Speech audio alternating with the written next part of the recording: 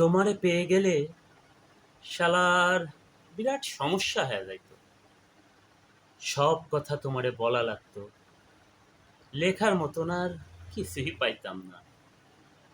দুপুরে হয়তো তোমারে পাইতাম ঠিকই, কিন্তু ছারখার করা দুপুর পাইতাম না। পুরা বিকাল হয়তো তোমার লগে হাঁটা লাগতো, বিকালের বিষাদ পাইতাম না। সারা রাত তোমার লগে ফুসফুস কইরা কথা বলা লাগতো, রাত আমারে আর পাইতো কই। তোমারে পেয়ে গেলে আক্ষেপ করার মতো আর কিছুই থাকতো না। আক্ষেপের অভাবে ফাঁকা ফাঁকা লাগতো। তোমার দিকে তাকাইলে তোমার চোখে ডুইবা যাইতাম। পিঙ্ক ফ্লয়েডে আর ডুবা হইতো না। তোমার ভালোবাসা পেয়ে গেলে চায়ের কাপের ভালোবাসা হয়তো একটু কম কম লাগতো।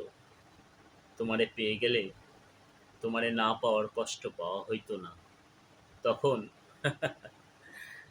তখন ছোটখাটো কষ্টগুলো শালার জ্বালায় মারতো। কাছে থাইকা তোমার সৌন্দর্য দেইখা ফেললে হয়তো নর্দার্ন লাইটেরে টর্চ লাইট মনে হইতো। তোমার চুমু পেয়ে গেলে খাবার দাবার সব তিতা তিতা লাগতো। চিকনা শরীরে আরো অপুষ্টিতে ভুগতাম। তোমারে পেয়ে গেলে আরো কোনো কিছুর পরোয়া করতাম না।